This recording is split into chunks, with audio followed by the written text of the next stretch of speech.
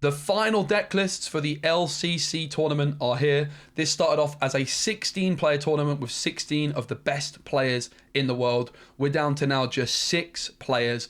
And with the ban to Hiran, Flavisham and Fortisphere, a spanner was truly thrown into the works. So it was decided that the players could change their ink color combination and submit one final deck for the rest of the tournament. So these are the final lists that you'll be seeing over the next couple of weeks as the tournament concludes. Now, because of this type of event with many of the best players in the world, I think it's going to give a really clear indication and general idea of where the meta might be heading, because usually these kinds of players are a little bit ahead of your local game store meta by a couple of weeks. And with the ban, I think the meta is so open that these decks are going to really set the pace, and these are going to be decks that you can expect to see at your local game store moving forward, I would wager.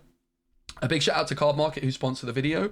Fascinating to see Peter Pan and Iago in 2 of the top 3 bestsellers, which I think gives you a clear indication of it being an evasive meta. I can reveal to you the deck I'm playing in one single card, and it is also an evasive, and it is Pascal, the Garden Chameleon. I am playing an Amber and Amethyst deck, and I am so excited to talk more about it. Here's a little sneak peek, and then I'll talk more about my deck list and the process that I went through building it later on in the video. I called it I Can't Believe It's Not Blurple, and that is because it's utilizing the Lantern. This is a deck I have had theorized as a concept for about 6 months. I've just kind of been waiting for the right meta to pull it out of the bag, and I think I'm really well positioned to make a good run and perhaps win the whole tournament. But we'll talk more about that in a little bit. Let's look at the other deck list from the tournament. Up first, you got Dinkham Pham. No surprises here to see that he is playing Ruby and Sapphire.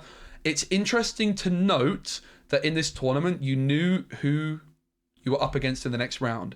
So for example, if I knew I was playing against Dinkham Pham, I would literally just 100% of the time build a deck which is going to beat Ruby Sapphire, which isn't particularly hard to do, but it's also that balancing act of finding a deck which can beat this and still be good in the rest of the tournament. I think this is exactly the same as the list he played at the weekend. He isn't playing any brawls still. I'm pretty sure it's card for card the exact same list, and we've talked about this one a lot already on the channel. But Dinkham Pham's opponent is going to be Kurt Spiess, who is playing Amber Steel, which I'm really surprised by. Again, I'm involved in this tournament, and I therefore have spent a lot of time kind of predicting what everyone would play. This is the deck that Kurt is known for, but if you know you're playing against Dinkham Pham, I'm not really sure I would be playing, well, I can tell you I wouldn't be playing Amber Steel, because I think DKP is incredibly predictable that he's going to be playing Ruby Sapphire, which usually is fine for him. It doesn't cause him any problems. He wins all the tournaments. But in this kind of tournament where you literally know you're playing against him round 1, I think it's a very, very interesting choice to submit Amber Steel. I respect Kurt. Like he's saying, okay, I don't really care. I'm going to play the deck I want to play. If I can get through the first round, maybe he thinks he's in a really good position. That's fair enough. I think he's going to struggle. Historically, Amber Steel has been very bad against Ruby Sapphire, and I don't think that's going to change. So I think DKP is definitely going to be the favourite for this one. That one's also happening tomorrow at 4 p.m. UK time, so look out for that. The stream hasn't been announced yet, but I think that DKP is going to be really well positioned. But let's look at the list, because Kurt is a great Amber Steel player, and it's interesting to see the direction they've gone. They've gone for the Queen over Robin Hood, which I think I agree with. Like that shift 2 can be really powerful in some matchups. Like if you're going second, you can shift Queen and sing a whole new world before Ruby Amethyst would be able to brawl your Queen, for example. Ursula is preferred over the Troubadour, which makes sense if you're not going for Miss Bianca. I do love Miss Bianca personally, but they've got Gaston in here instead, and they've got Aerial Sonic Warrior, which is a really cool inclusion as well. Shift 4, and whenever you play a song, you may pay 2 ink to deal 3 damage to chosen character. World's Greatest Criminal Mind and Zeus mean there are a lot of ways of dealing with the Maui Half Shark, and maybe if Kurt can get a bunch of Rapunzel value and not go for the whole new world and give DKP a whole new hand, or time a Pete well, like maybe Kurt can do it. Like maybe Kurt knows something I don't, and if Kurt can take down DKP, it will definitely be an upset. But you would have to think if you're submitting a deck list against DKP, Kurt believes he can do it with this list. So that's really interesting. Now, I will be up against Ansayab. We'll look at his list last. Let's look at the winners bracket final, which is going to be Artabax versus Moyen. So the other 4 players have all lost one game, but Artabax and Moyen, because it's a double elimination bracket, they are the 2 undefeated players, and they will be playing against each other. And they are both playing Emerald and Amethyst. Now, Artabax playing Emerald Amethyst is the least surprising thing in this tournament. Like, I knew he was going to play it. Again, because I'm involved in the tournament, I'm trying to predict like what is the meta going to be like in this event, what decks will do me well. And Artabax on Emerald Amethyst was just as obvious as DKP on Ruby Sapphire, basically. Artabax has obviously been playing different decks recently, but as soon as he's got an opportunity to play Emerald Amethyst, I think it's no surprise that he picks it back up. He's one of he probably is the most synonymous player with this deck.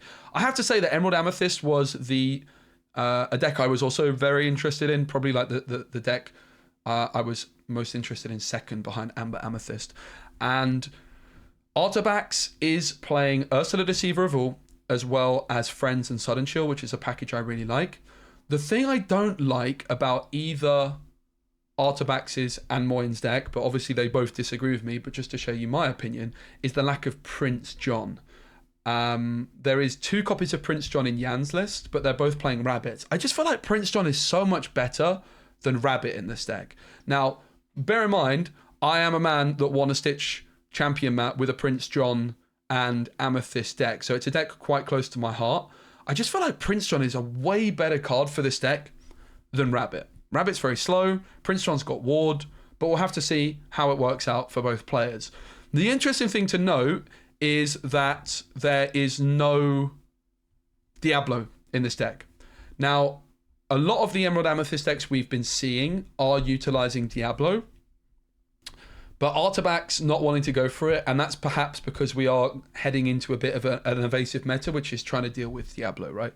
Peter Pan Shadowfinder is really good at dealing with it. Iago, you've got all sorts of Amethyst decks which can deal with it very, very comfortably, and that's probably why Artabax didn't want to go for it. Has the Merfolk and Diablo as the only 1-drops.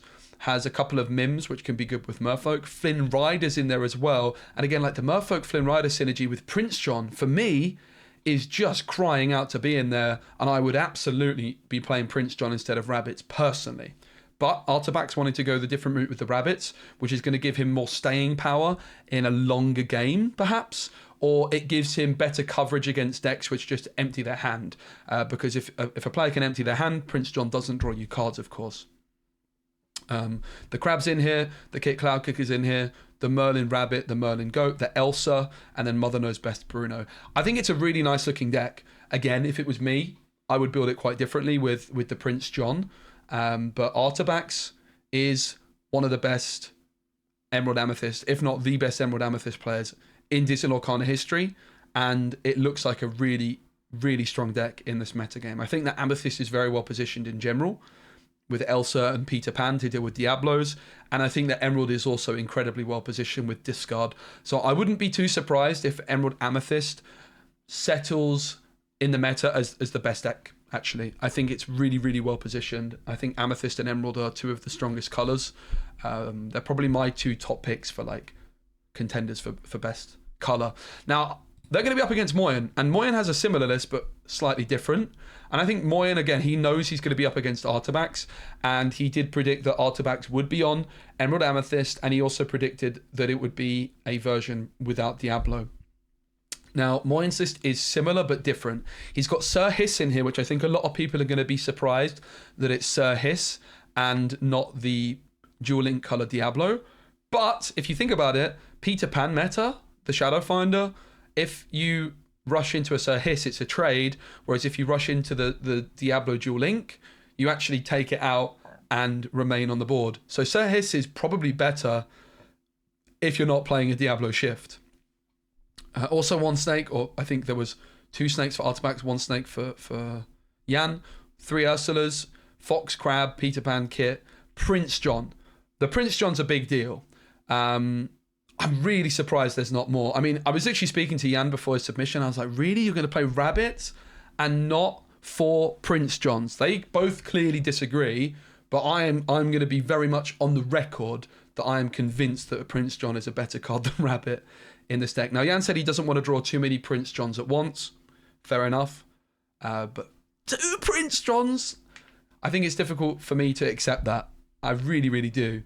But Rabbit's also in there. You've got 3 Crickeys. I think Crickey is an extraordinarily good card. Lucifer in there for a bit of extra discard. Sudden Chill Friends and Bruno, but no Ursula Deceiver of all, which I also suggested to Jan before submission that might be a good card in this deck. Hypnotize. Improvise is a very, very strong card in this metagame because it's a tech for Iago. Iago with that Vanish keyword is absolutely decimated by an Improvise. You pay 1 to take out your opponent's 4-cost evasive and you draw a card.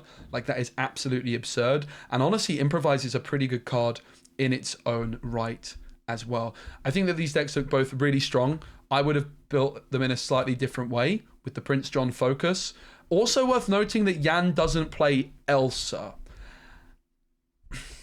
I'm not sure about no Elsa personally either. If it was me, I would have like a bit of a hybrid between the 2 decks.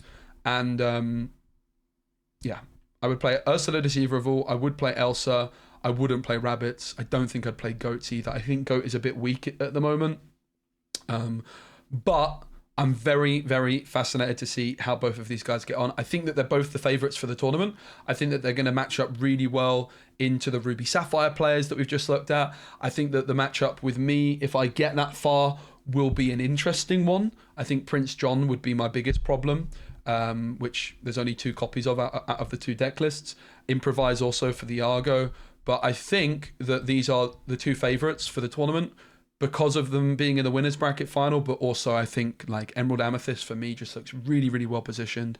I think that, as I say, for me, Emerald and Amethyst would be my top 2 picks for meta ways to try and play the game at the moment. I think Discard's great. I think Amethyst is incredibly well positioned as well. And finally, last but not least, we got my deck. I've been roasting these decks. I'm just sharing my opinion on how I would build it, right?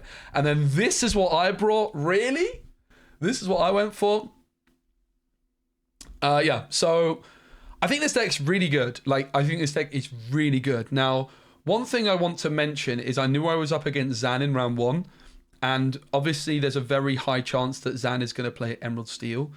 And Emerald Steel was a pretty bad matchup for me, so I tried to tech a little bit more than I would have otherwise. And basically, I dropped some of my Ruby Sapphire techs. In particular, I was playing Genies, but I dropped it for Iago because I felt like Iago would, the synergy with Rapunzel is just kind of too good to say no to. Queen's Castle was a card I was testing for a while. Piglet was the other big one that I was playing a lot. But I decided not to go for those, and as a result, I think that my match into Ruby Sapphire is going to be incredibly tight. I think it's going to be a really, really fascinating game. And I think this comes back to my point where I made last week. I put Ruby Sapphire in the C tier, which I'm going to hold my hands up and say, very bad take. Very bad take. But I think the big thing is that Ruby Sapphire is incredibly beatable if you just want to beat Ruby Sapphire. The problem comes that you're trying to beat Ruby Sapphire and also be beating things like Emerald Steel, for example, right? So while Piglet would be amazing against Ruby Sapphire, it's going to be really weak against Emerald Steel. So I do have like a decent chance against the Ruby Sapphire decks. I've got a lot that is in my favor, but we didn't actually look at Zan's list yet, did we? Because yeah, he is playing Ruby Sapphire. And Zan's list is a very different take on Ruby Sapphire. In particular, this Bell, I think, is going to cause me some problems because suddenly he's got a 3/3 body that he can play on turn 1 against my my deck is really not aggro, but I'm going to be taking on the aggro role in our matchup, whereas he's going to be taking on the control role, and that Bell is really, really interesting. So the items that Zan's got is 4 Porpsicles and 2 Vitalospheres, and the Vitalosphere I think is a really good addition. I really, really like it because he's got the 4 Tamatoas happy as a clam, and he is giving himself more opportunities to pull that off. A lot of the time we saw DKP just banishing his Porpsicle for nothing and not healing anything, and like the Bell could come in there and it sets up the Tamatoa. So I really like the Vitalosphere Porpsicle Bell, particularly if he's playing against me. Like he's not going to be too surprised if I've got a card on turn 1 which quests for 2, which I do. But I have Daisy Duck, and Daisy Duck actually can, of course, survive the hit from Bell, which is quite interesting. He's got Develop Your Brains, he's got Talas, he's got the Vision and the How Far I'll Go, which you'd all expect. He is playing Pirate's Life and Brawl. He's playing Maui and Maui. So the big thing to note that he's not playing is Sisu. So if you compare this with DKP's list, Zan is playing no Sisu. He's playing no copies of Let It Go, no copies of All Is Found. I think the All Is Found card is very lackluster, to be honest with you. I know that it is for DKP a tech. The Sisu for DKP is really, really good. And I think the fact that Zan doesn't have that Sisu is good news for me. But Zan does have Maui, does have Brawl, does have Bell, which are 3 cards. No, DKP does play Maui. Yeah, my mistake. But the Brawl and the Bell are the big differences here, and also the Vitalosphere. I have to say I'm really impressed by Zan's list. I like the look of it quite a bit. In a mirror matchup, not sure. I think like the Sisu is probably going to be good just for the questing power. But yeah, I really like the look of Zan's list, I have to say, with the Bell, and it's quite scary for me. So we can talk about my list now a bit more, which is I can't believe it's not Blurple. And again, it's like focusing on that Lantern.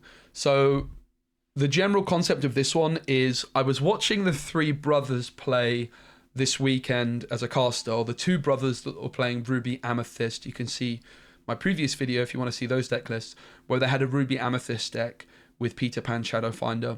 And I was really impressed by the concept of like building into the Peter Pan a little bit more. I already had this deck theory crafted by that point, but I hadn't tested it.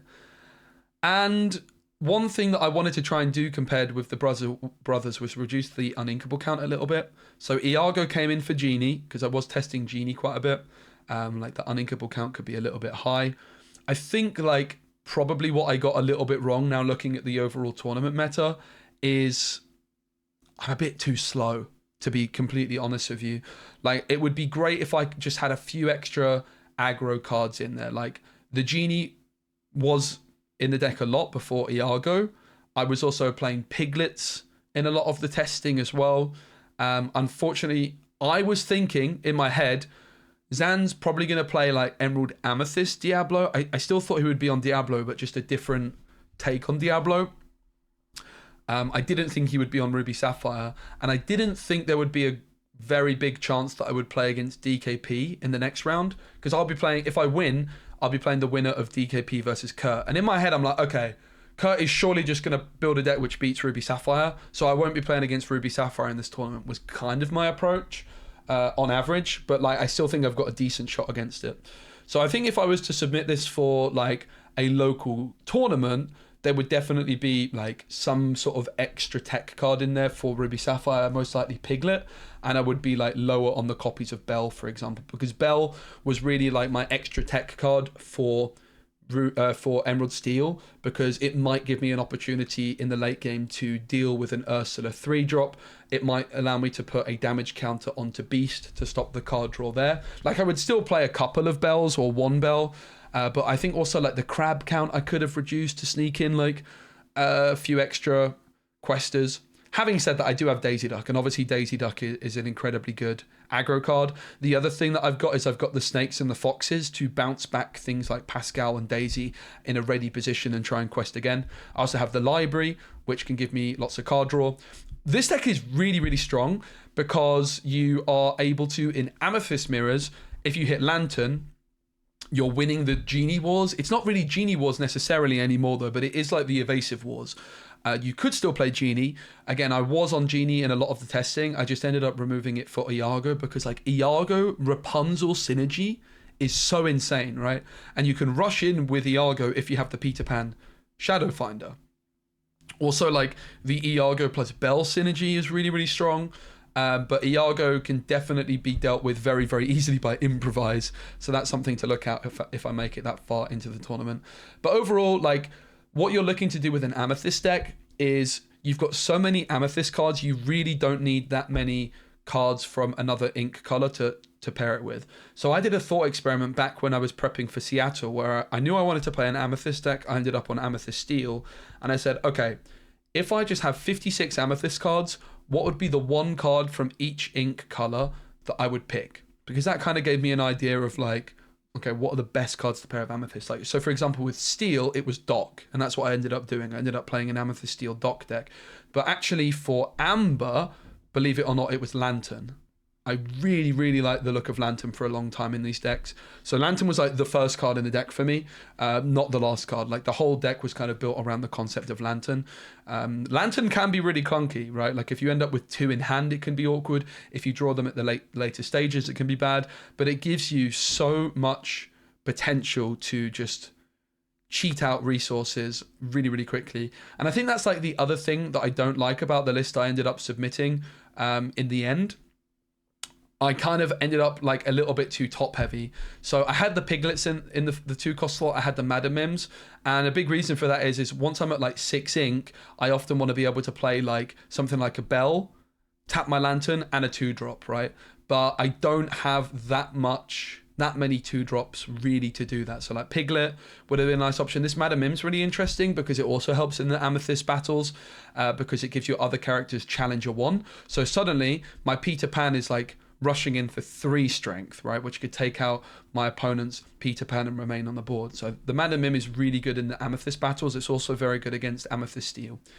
Overall, I'm really happy with my deck. I think, obviously, now that I've seen that I'm most likely up against... My path to victory for this tournament is Ruby Sapphire, Emerald Amethyst. And I think if I had Piglets, for example, in the deck, I would feel like I was probably the favourite for the tournament on paper. But I don't think that's the case. I think that it's going to be, if I am to win this tournament, I'm going to have 4 very, very tight games. I think that I've got a very good chance of doing it. But yeah, it's going to be definitely interesting to see if I can take down Zan on Ruby Sapphire. Obviously, the die roll could have a big impact on that as well. But yeah, I feel like I've got a pretty decent shot. Wish I had a little bit more Ruby Sapphire text, but it was the meta read for the tournament that I made that there wouldn't be a lot of Ruby Sapphire. I wouldn't play against any Ruby Sapphire. Again, I was pretty convinced that Artabax would be on Amethyst Emerald. I pretty much knew by the time I submitted that Jan was playing Emerald Amethyst because we'd been going back and forth. I knew that DKP would play Ruby Sapphire, but I thought he'd get knocked out. I didn't know what Zan would play. I just felt like it wouldn't be Emerald Steel. So I guess I'm not completely shocked to see that it was Ruby Sapphire. And why not Emerald Steel, I guess, is a good question. Why did I make the read that Zan wouldn't play Emerald Steel? I just don't think it's a very good meta call for this tournament. You've got Artabax in the winners bracket final, who you're going to have to play against Moyen and Artabax, guaranteed if you want to win the tournament. And I think that Artabax playing Emerald Amethyst was a pretty clear read to make. And I would just think that Zan, like an Emerald Steel deck, would get completely wrecked really by a Emerald Amethyst discard deck, which like maybe I could have also looked at playing that. I think, to be honest, I just really liked the look of this. I wanted to do something different for the tournament. You guys know me, I like building off meta decks and trying to share like some different things. And yeah, I think Emerald Amethyst would have been a really good pick for the tournament too. I would have gone heavy on the Prince John. In fact, because we're freestyling this video, let's just throw together really quickly, like, what would an Emerald Amethyst deck that I would play personally look like, right? Because I was sat there talking about all of the things that I would do. I would be playing these 2. They would be kind of my first cards in the deck. Also, the deck name I already have for this one, it's called Prince John's Purple Dream, because this was the deck name I gave it way back when. So it's called Prince John's Purple Dream. So that I really like the look of. So a big thing that you get if you play the Ursula and the PJ is you have these 2 really good songs. I think also Bruno is quite interesting with Elsa. Like, that's a combo I really like. Like, I would always play Elsa and Bruno, and I would play 4 copies of each. That's like part of the appeal. Maybe like not quite 4 Brunos, but I would certainly want a lot. I think Bruno plus Elsa is really strong, particularly when you have Prince John down. I would play Merfolk. I'd play Ursula 3. I mean, Ursula 2.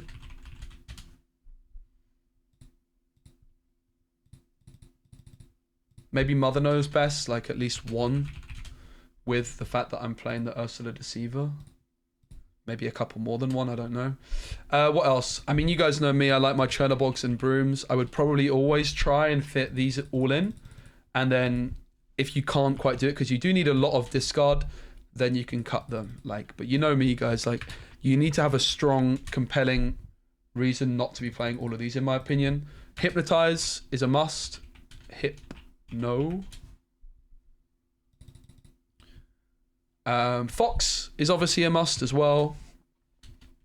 Now the other thing I need is Peter Pans, really. You need like some foxes, crickeys or crabs. It is hard to fit everything in, that's for sure. But like cricky, crab, I'm aware I'm going to be over the limit here, but these are all like the cards I would be seriously considering, and then you can just chop away. I would want to play some snakes. I think snake is really good with the merfolk. Also worth mentioning that you've got like the merfolk on 2, Prince John on 3 line, which is incredibly strong. If they want to challenge your merfolk, you're going to draw a card. So those are like the things that jump out to me immediately. If we look at the rest of the cards, I do like a bit of Flynn Rider. Yeah, you need like Peter Pan, maybe Kit. I wouldn't play goats. I wouldn't play rabbits. Peter Pan, Genie maybe. Yeah, so the thing is with my list here is I'm probably just getting cooked by Diablo, right? I mean, obviously now if you actually look at the tournament, that's fine, but there's also like these evasive battles. I think some improvise is too good not to play for potential Iagos. I think that I really like that about Jan's list. So it is hard to do. I'm sat there like roasting their decks. I'm not really roasting. I'm just sharing like how I would do it differently, right? I think it's interesting. But it is like, it's easy to say this and then actually in practice, it looks quite different. But like this is a 71 card deck right now. I would sort of like try and trim down from here really. There's nothing else I would be particularly, maybe like Cloud Kicker is a bit too good not to play some amount of as well. So if you were to trim down, I think like obviously the 1-drops might have to go. The really important thing to try and do with this deck is not remove too much discard. Like you need a certain amount of discard in this deck. Like I really like the Ursula Deceiver of all Sudden Shell combo. Like I don't like the Lucifer particularly that Jan was playing. Like Jan cut the Elsa, which I wouldn't be a big fan of. He's playing the Sir Hiss, which is an interesting inclusion for sure. Can definitely see it actually. So not sure you need as many snakes. Snake plus Merfolk is a nice combo, but I could actually see a world the snake goes entirely. I actually could see a world the crabs go and you just go heavy on the crickies. I really love cricky. I think cricky is a better crab. Also allows me to like play the 4 Brunos that I want to play. I would probably just drop the Mother Knows Best. I would do something like this, I guess. Maybe you're going to have to drop Diablo, I guess, can go. Excuse me. That's unfortunate, isn't it? No editing on this one. 3 cards left to go. Maybe. Tricky. Definitely tricky. I guess you could drop that down to 3. Kind of just want 4 of those in this metagame, though, I think. And yeah, cutting crabs entirely feels bad, but like Cricky is basically a crab in my mind. And I think Cricky is like, the thing with this deck is you want questing power. Crab's quite slow. Like, if I could play Cricky in this deck, oh my goodness, I would not be playing any crabs. I'd be on 4 Crickies. I think 4 crabs is probably too many for me in the end. Certainly considering I'm up against Ruby Sapphire. But yeah, this is certainly what I would look at. I would always be on 4 Prince Johns. I would definitely not play any rabbits without a shadow of a doubt. I think that's quite clear. I think I wouldn't want to play Kit that much. Might just be necessary though. But I think I would want like the Peter Pan plus the Iago combo, and then you've got Elsa shortly later. So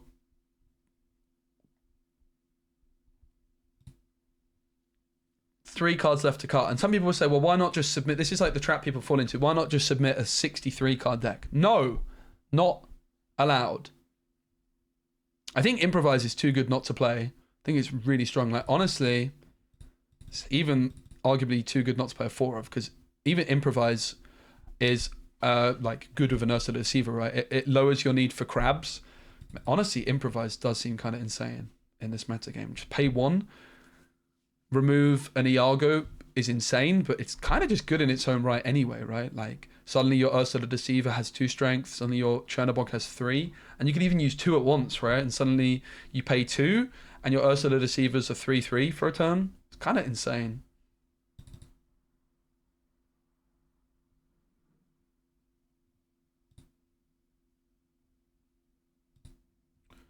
Let's ship this, I guess. I'm just going to cut the kit. So yeah, I mean, obviously, I was talking a lot about their lists and what I would do differently, but like, it's also important to note that I didn't test this at all. It's just based off my intuition from playing discard.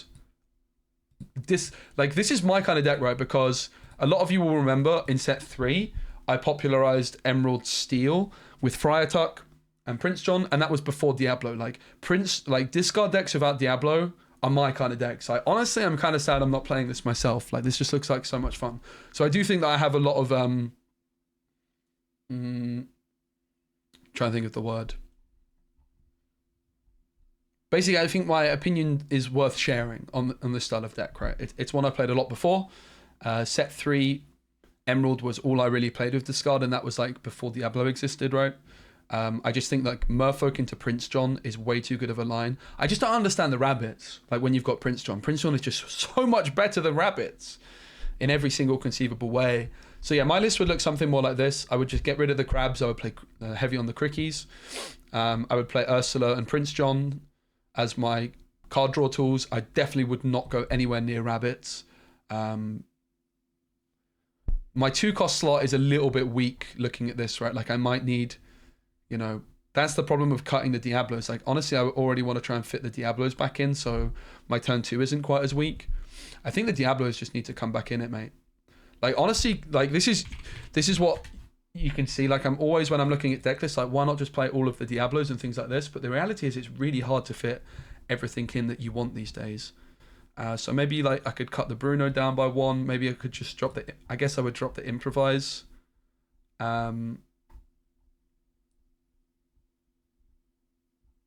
And perhaps, I think I want 4 Crickies. Like I think Cricky is just an insane card. Very good with the Diablos as well, right? Like you've kind of got to play the Diablos. But it's difficult to fit everything, that's for sure. That is for sure. Could obviously drop one of these. For me though, like the Amethyst 1-drops are just like the most efficient cards in the game. Like cutting these for me is just like a sign of a sub-optimized deck. You just need to be a bit more brutal. But it is very, very difficult to fit everything, as you can see. Maybe like 3 Cricky. But without the crabs, I think you just want 4. So difficult. And without Kit Cloud Cookie, you definitely want all of these Peter Pans. Honestly, you kind of want all of the Iagos too. But yeah, I would look at doing something like this. I really want 4 Brunos as well. It's so difficult to do everything. So basically my logic is I'm not playing many 2-drops on 2. Like Ursa's not really a real 2-drop. So instead I'm playing my turn 2 is double 1-drop, which just means I need to play a lot of 1-drops. Right. Like I don't even have snakes. It's so difficult to fit everything in the deck these days, which I really like. Like I think Snake is extraordinarily good with Merfolk, but Merfolk Prince John is also very good. So I need to cut 2 cards. I'm not cutting any 1-drops. I've already cut an Ursa. I can't cut Peter Pan because I already cut down Thingamajig. I mean, Peter Pan really doesn't look that good in this deck anymore, though. That's the thing. Like, it's not helping Elsa. If you look at my deck, I've got Pascal and Iago, but... And in Yan, he's got Sir Hiss and Iago. And in Artabax, he's got... Actually, nothing either. So the Peter Pan's not that good in Artabax's list either. I think Yan's deck is more scary for me to play against with the Prince John. But also the lack of Elsa means that I could probably just sit on my Brooms and Chernobyls. But yeah, this is like the general idea of how I'd try to build it, I guess. Something like this. Let's take a quick look at it. I'm pretty keen to try and play some, actually. I will be doing some webcam streams this week. I've got a week at home. If you guys are keen to see some of me play this version of my deck, let me know. But yeah, there you go. There's my take on the Emerald Amethyst deck, obviously with no testing. What we could do, maybe we could take a look at like mulligans quickly while we're doing it. Like let's go all in and like, how would you mulligan with my deck, for example, right? Like people are interested. Let's do a couple like mulligan proxies. So the main thing you're looking for is like Lantern, but also like a nice early curve. So I would probably just be mulliganing like this, to be honest. Try and find another 1-drop. It's usually how you'll see me mulligan with Amethyst decks, is just mulligan anything that's not a 1-drop. Yep, so we hit like turn 1, turn 2, turn 1, turn 2, and then we're good as gold, right? How would I mulligan this hand? Similar. If you know what you're up against, you could keep the pan here, right? For example, I mean, this one, you've actually got a reasonable curve already, so you could even keep the whole thing, right? Because you go turn 1, turn 2, turn 3, turn 4. It's like kind of fine. I would probably keep it. Depends if you know what you're up against or not. Now this one, we hit the Lantern. Like double, like Peter Pan and Lantern in the same hand is kind of clunky. Again, depends if you know what you're up against. You might just want to keep the crab for ink, because you're going like turn 1, turn 2, and then you would probably want like a 3-drop, a 4-drop, right? So I would probably get rid of the crab to try and find something a bit better to play on curve. There you go, there's Pascal. This one I'd probably just 4 mulligan. This one, like you've got your turn 1, you've got turn 2. It's like a very solid hand. You might just want to do like that, but you might not want to at all. You might just want to keep it. So that's the mulligan with that one. How would I mulligan with this one then? Oh mate, this deck looks like so much fun. I want to play it already. I really missed playing Emerald Discard without Diablo. They are my kind of decks, mate. I really don't enjoy playing with Diablo, and yeah, this looks like a lot of fun already. So for me, it would probably be like this. Probably keep one Ursula. Again, it depends what you know. I just really like it, like aggressive mulligans. I like all the 1-drops. I guess you're keeping Ursula for turn 3. What a hand that is. Oh my days. So this one's quite different because you have PJ. So it's probably that.